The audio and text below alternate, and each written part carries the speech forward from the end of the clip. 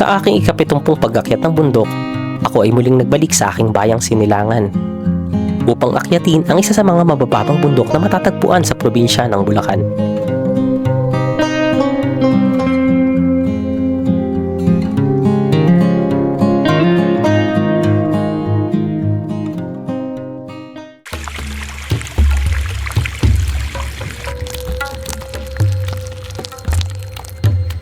Gaano nga ba katinik sa Mount Matinik? Isa rin ito sa aking tanong bago ko akyatin ang bundok. Hinango ang pangalan nito mula sa matitinik na halaman na tumutubo sa trail paakyat ng bundok.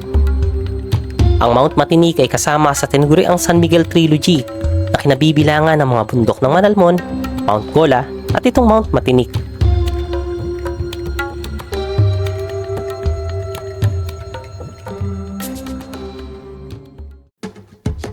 DIY ang magiging akyat namin na to. At kasama ang aking mga kaibigan, kami ay nagbisikleta ng halos 20 kilometro papunta sa Sitio Madlum kung nasaan ang jump off ng bundok. Mula naman sa jump off ay tumawid kami ng hanging bridge, pumasok sa kuweba, at bumaba at tumawid ng 2 beses sa ilog. Tapos naglakad pa ng mahigit 1 kilometro na may banayad na ahon paakyat sa tuktok ng Mount Matinik. Nakasikat na ang araw na makarating kami sa Sitio Madlum. Kailangan dito na magbayad ng 30 pesos na entrance fee bago makapasok sa jump off ng bundok.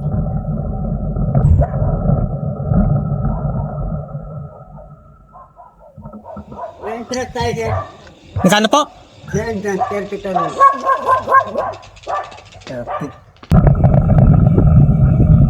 Nasa paanan lang mismo ng hanging bridge ang jump off at ang registration sa mga gustong umakyat sa alinman sa 3 bundok. Gawa na ito guys. Nagbayad ulit kami ng another 30 pesos para naman sa environmental fee. At dito na rin kami kumuha ng tour guide para sa aming magiging akyat sa Mount Matinik.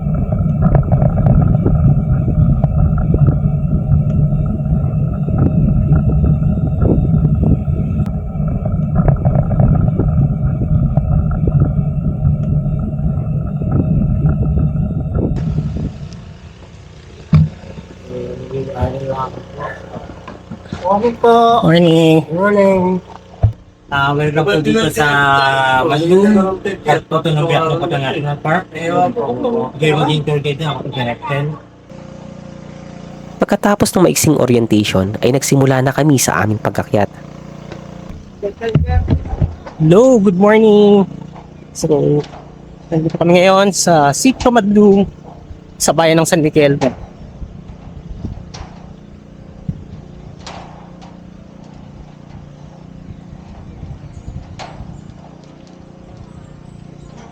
Malaking bato, no?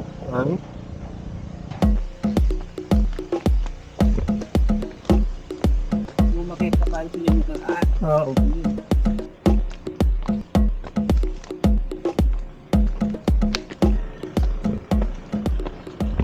Just a few meters mula dun sa jump off. So ito na yung Madlum Cave.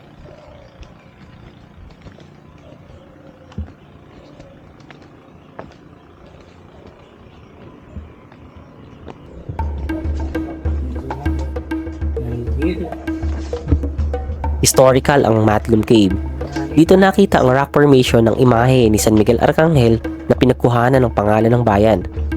At naging kuta rin ito ng mga Pilipino noong panahon ng digmaan.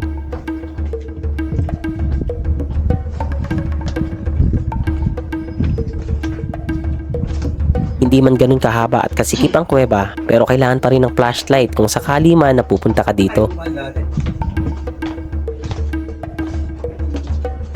Nasa yung puon dito, nawala na. Yung puon. Para niya magkaloob. May mga pangikipat. Ay, Yung imahin ng puon.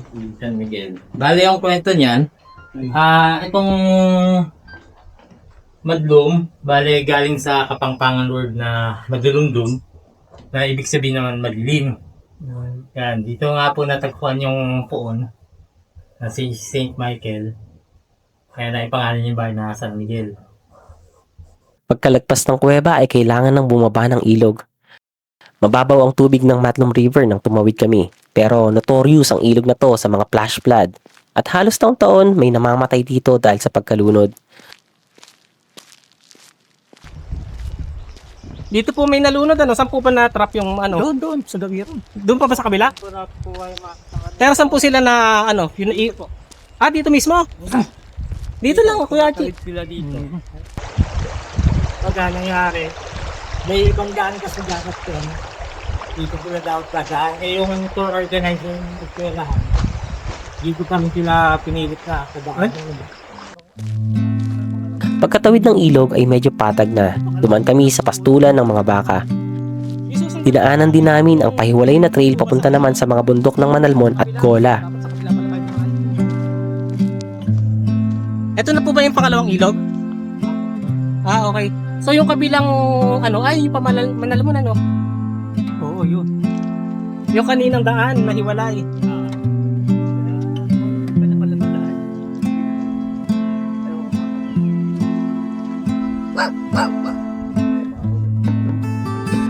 May ato pa rin dito. Paano mong mabalik? Pagtawid namin sa ikalawang ilog ay pumasok na kami sa medyo makapal na kagubatan. Nalililiman ng mga halaman at puno ang trail at hindi na tumatagos ang sikat ng araw. Dito na namin nakita ang ilan sa mga sinasabing matitinik na halaman na pinagkuhanan ng pangalan ng bundok. May nadaanan din kami ng mga tuyong batis dahil panahon na ng El Nino at bihira ang pag-ulan.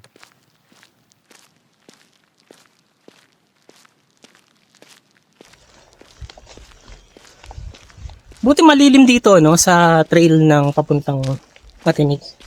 O ito, hindi ba kalyus ito? Tuyak daga ito. Tiyak na gawin. Oh, yan. Kita mo kahit paano, may alam akong puno, ah. Kaalaman. Bakit po siya naging matinik? Ganyan po, tulad yan, tuyak daga, may mga tinik yan. Tapos meron pang mga ibang bagong dito na Matinik. mahaba rin tinik. Okay. So yung trail po talaga niya yung matinik. Dito lang sa bandang ibaba. Ayun, kung umuulan, merong etong parang sapa na to, batis. Dapat umaagos to eh. Kasi sa Tanawan, nung umakyat kami, mga ganitong klase mga ganitong bato, may umaagos na tubig dapat dito eh. Wala. El Nino kasi. Hindi pa nag-uulan. Sinasabi ng mga eksperto na dating nakalubog sa tubig ang mga kabundukan sa Biak na Baton National Park.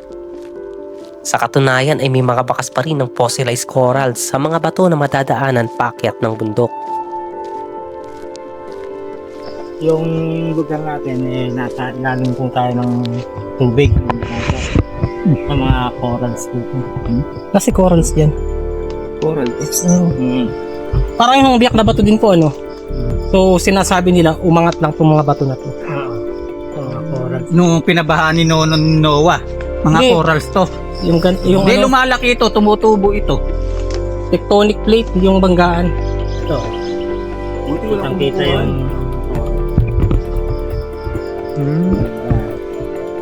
Yan. Oo.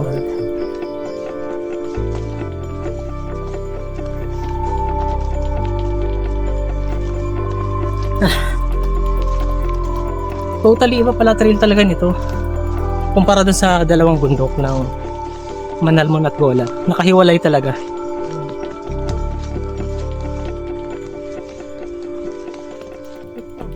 Finally. So, 2 kilometers.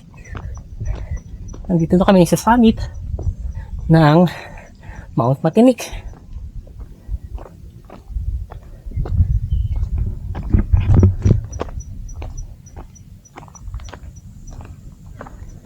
Mainit. Init. Mainit sa Mount Matinik. So, ito yung summit niya. Ang elevation niya lagpas 200 meters above sea level. 300. 200 lang po. Saan? Yung ascent ko. 200. So, mas mataas ang ang Mabio. 400 yan. Tapos So, ito yung Tanawan. Alam ko, 300 ko. Ang Tanawan, nasa 800 yan, 900.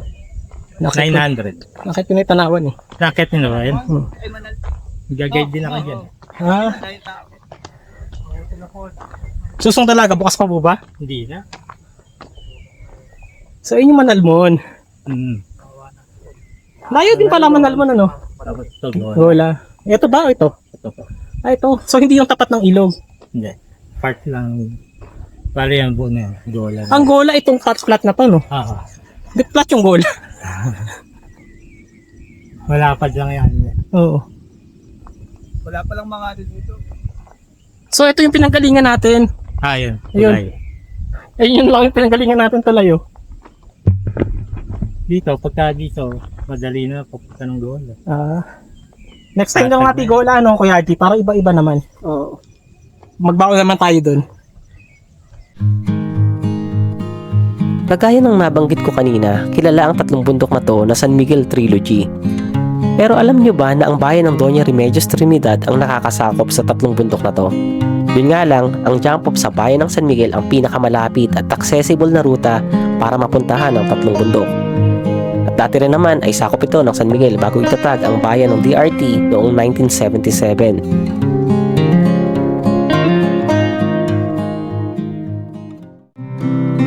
Nasa loob ng Biak na Baton National Park nakatindig ang mabababang bundok na ito ng Bulacan, na paliligiran ng luntiang kagubatan.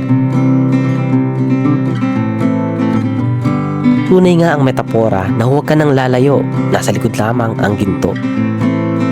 Hanggang sa susunod na akyat, ako po si Mond. Maraming salamat.